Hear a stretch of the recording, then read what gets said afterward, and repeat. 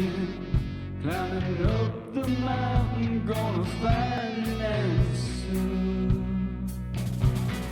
I am climbing up the mountain, gonna find an answer.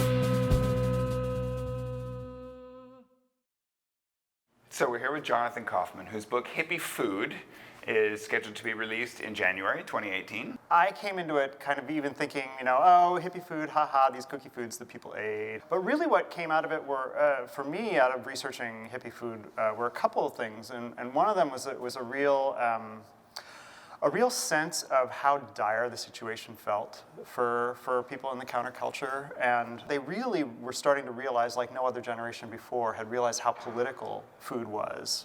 And that meant, the ways in which food was grown, the sort of all the different chemicals, all of the different, the industrial processes that were really influencing the food that they had grown up on and were maybe, nobody knew, poisoning their bodies. And also the ways that we bought food and the ways that we cooked food for people had a political dimension as well. What were some of the big, egregious breaches of their trust that they were rebelling against or looking to rectify? Well, I mean, I think what really, one of the big scandals that had a huge impact on them, sort of in the way they think about food, but in more broader terms in ecology, was Silent Spring, Rachel Carson's book from 1964 about DDT. And DDT was one of the most widely used pesticides and one of the most effective. And the fact that she had been able to piece together this chain of evidence that showed just how much of an impact it had on wildlife but also possibly on human health. The other thing that I think that I grew to really appreciate during the researching of the book was how much an impact the counterculture had on the idea of health and what healthy food was. Because there have been people talking about brown bread as being more healthy than white bread since the 1900s, but none of them had any serious impact, even nutritionists, And sort of just trying to work out what is a healthy diet if it's not the one that the government is telling us about.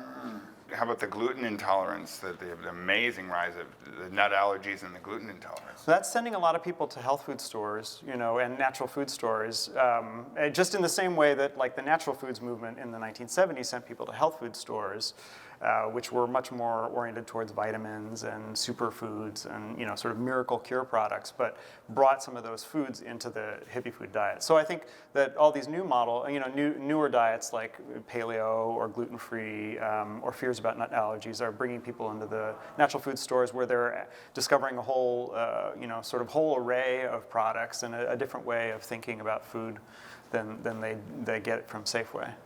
Your book's called Hippie Food. What was hippie food? What was the diet they were striving for?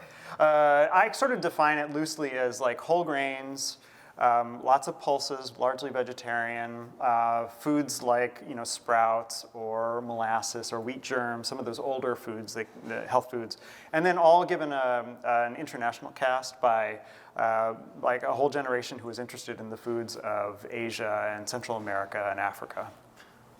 How about just speaking more broadly for a minute about the impact of the movement and the people about whom you've written and that you've learned about in your research? They obviously had this impact. They've affected the way we eat 50 years later today, as you're I'm sure showing. What do we do to get to that next plateau? Well, I think one of the main drivers of the movement, the reason the food spread so much, was because they built a supply network. So, from growing organic vegetables to all of these hip entrepreneurs who are, creating natural food products, to these anti-capitalist cooperative food stores and collectively run distribution networks. I mean, they taught themselves the food business from the ground up, and I think what was its strength, but also was its downfall in the 80s and 90s, was that it was so driven by volunteer labor and sort of low wages.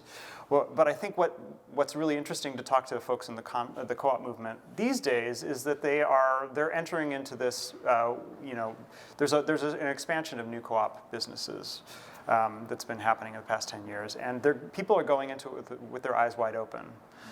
They're understanding the realistic financial expectations of what it takes to run a food business, but also they also realize, because many of them are in areas where their food options have sort of dwindled away, that the value of cooperative food stores and collective enterprise, that's really exciting to me.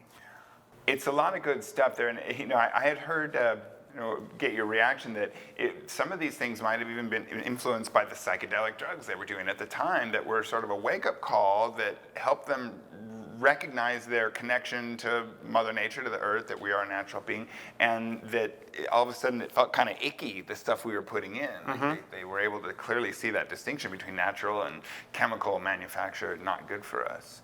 I definitely talked to people who had that experience. I talked to a number of vegetarians who dropped acid and then kind of realized that the oneness of being and how that needed to extend to them not eating meat. But what was also really interesting is those insights didn't stay within the psychedelic community. I think that once people had that vision, they communicated it to people like my parents, who were Mennonite folks who barely drank alcohol in a small town in Indiana. So it's interesting how those insights really could spread beyond. The first question is, why should I care? Why should people care about what they're putting in and on their body? Yeah.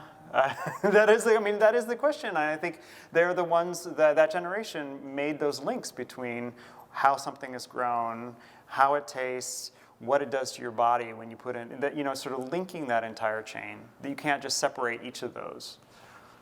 Growing up, I thought that hippie food was all sort of dour and brown, because I grew up being fed that by my parents. But I've gained this real appreciation for it as this attempt to work out an everyday diet that's based on sort of ideas around what's healthiest for us. That centering your diet around whole grains and vegetables and low protein and things like tofu, that it really is this way to eat. In a society that's filled with burgers and chips and and all of this marketing. Is there hope for us getting out of the claws of that type of control over? Join a co-op. Join a co-op. Great. That's a great place to leave it too. Well, and at S.O.U.L, we always love to wrap it with a hug.